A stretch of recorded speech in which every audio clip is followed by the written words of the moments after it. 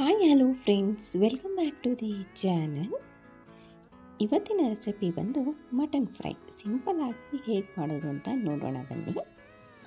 ಒಂದು ಪಾತ್ರೆಗೆ ಎಣ್ಣೆಯನ್ನು ಹಾಕ್ಕೊಳ್ತಾ ಇದ್ದೀನಿ. ನಂತರ ಅರ್ಧ ಈರುಳ್ಳಿ ಹಾಕ್ಕೊಂಡು ಚೆನ್ನಾಗಿ ಫ್ರೈ ಮಾಡ್ಕೊಳ್ಳೋಣ, ಸ್ವಲ್ಪ ಕೆಂಪಾಗೋವರೆಗೂ. ಈಗ ನಾನಿಲ್ಲಿ ಅರ್ಧ kg ಆಗುವಷ್ಟು ಮಟನ್ನ ತಗೊಂಡಿದ್ದೀನಿ. ಇದನ್ನು ಎಣ್ಣೆಯಲ್ಲಿ ಸ್ವಲ್ಪ ಫ್ರೈ ಮಾಡ್ಕೊಳ್ಳೋಣ. ಅರ್ಧ ಟೀ ಸ್ಪೂನು ಅರಿಶಿನ ಪುಡಿ ಹಾಕ್ಕೊಳ್ತಾ ಇದ್ದೀನಿ. ಇದನ್ನು ಚೆನ್ನಾಗಿ ಮಿಕ್ಸ್ ಮಾಡ್ಕೊಳ್ಳೋಣ.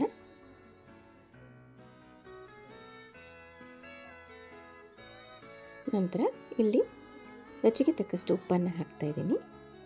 ಮೊದಲೇ ಉಪ್ಪು ಹಾಕೋದ್ರಿಂದ ಮಟನ್ ಎಲ್ಲ ಚೆನ್ನಾಗಿ ಬೇಯುತ್ತೆ ಮತ್ತು ಉಪ್ಪು ಹಿಡಿಯುತ್ತೆ. ಈಗ ನಾವಿಲ್ಲಿ ನೀರು ಬಿಟ್ಕೊಳ್ಬೇಕು, ಅಲ್ಲಿವರೆಗೂ ಇದನ್ನು ಹಾಗೆ ಬೇಯಿಸಬೇಕು.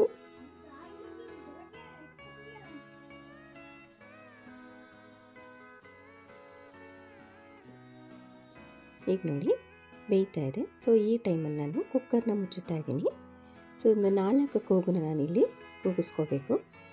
ಇದನ್ನು ನನ್ನಲ್ಲಿ ಕೂಗಾಗಿದೆ ನೋಡಿ ಯಾವ ರೀತಿಯಾಗಿ ಮಟನ್ನು ಬೆಂದಿದೆ ಅಂತ. ಇವಾಗ ನೆಕ್ಸ್ಟ್ ನಾವು ಇನ್ನೊಂದು ಪಾತ್ರೆಗೆ ಎಣ್ಣೆಯನ್ನು ಹಾಕೊಳ್ಳೋಣ. ಇಲ್ಲಿ ಹೆಚ್ಚಿಟ್ಟಂಥ ಒಂದು ಈರುಳ್ಳಿಯನ್ನು ಮತ್ತು 2 ಹಸಿಮೆಣಸಿನಕಾಯಿನ ಕೂಡ ಹಾಕ್ಕೊಳ್ತಾ ಇದ್ದೀನಿ. ಈಗ ಇದನ್ನು ಚೆನ್ನಾಗಿ ಕೆಂಪಾಗುವವರೆಗೂ ಫ್ರೈ ಮಾಡ್ಕೊಳ್ಳೋಣ. ನಂತರ 1 ಹಿಡಿಯಷ್ಟು ಕರಿಬೇವಿನ ಸೊಪ್ಪನ್ನು ಹಾಕ್ಕೊಳ್ತಾ ಇದ್ದೀನಿ. ಇದನ್ನು ಕೂಡ ಬಾಡಿಸ್ಕೊಳ್ಳೋಣ. ಈಗ ನಾನು ಬೆಂದಿರೋಂಥ ಬೇಯಿಸ್ಕೊಂಡಂಥ ಮಟನ್ನ ನಾನಿಲ್ಲಿ ಹಾಕ್ಕೊಳ್ತಾ ಇದ್ದೀನಿ.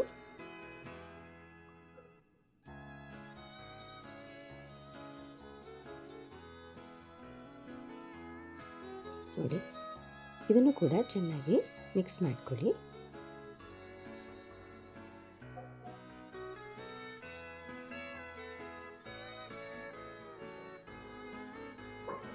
ನಂತರ 2 ಟೇಬಲ್ ಸ್ಪೂನ್ ಆಗುವಷ್ಟು ಶುಂಠಿ ಬೆಳ್ಳುಳ್ಳಿ ಪೇಸ್ಟನ್ನು ಹಾಕ್ತಾ ಇದ್ದೀನಿ.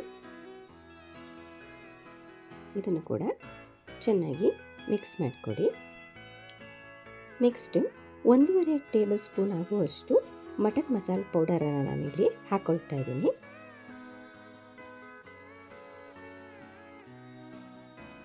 ನೋಡಿ ಇದನ್ನು ಚೆನ್ನಾಗಿ ಮಿಕ್ಸ್ ಮಾಡಿಕೊಡಿ. ಈಗೇನು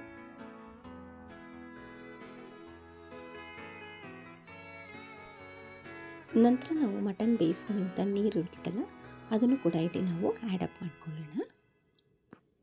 ನಂತರ ಇಲ್ಲಿ ನಾನು 1 ಟೇಬಲ್ ಸ್ಪೂನಷ್ಟು ಖಾರಕ್ಕೋಸ್ಕರ ಮೆಣಸಿನ ಪೌಡರ್ನ ನಾನು ಇಲ್ಲಿ ಹಾಕ್ತಾ ಇದ್ದೀನಿ. 1 ಟೇಬಲ್ ಸ್ಪೂನ್ ಹಾಕ್ಕೊಂಡಿದ್ದೀನಿ. ಇದನ್ನು ಕೂಡ ಚೆನ್ನಾಗಿ ಮಿಕ್ಸ್ ಮಾಡಿ ಇದನ್ನು ಬೇಯೋದಕ್ಕೆ ಬಿಟ್ಬಿಡಬೇಕು. ನೋಡಿ ಬೇಯ್ತಾ ಬೇಯ್ತಾ ಕಲರ್ ಕೂಡ ಚೇಂಜ್ ಆಗ್ತಾ ಹೋಗುತ್ತೆ. ಇವಾಗ ಇದು ರೆಡಿಯಾಗಿದೆ. ನೋಡಿದ್ರಲ್ಲ, ಇದನ್ನು ವೆರಿ ಸಿಂಪಲ್ಲಾಗಿ ಈಸಿಯಾಗಿ ಮಟನ್ ಫ್ರೈ ಹೇಗೆ ಮಾಡ್ಬೋದು ಅಂತ. ಇದನ್ನು ಬ್ಯಾಚುಲರ್ಸ್ ಕೂಡ ಟ್ರೈ ಮಾಡ್ಬೋದು, ಅಷ್ಟು ಸಿಂಪಲ್ಲಾಗಿ ಇದೆ ಮಟನ್ ಫ್ರೈ.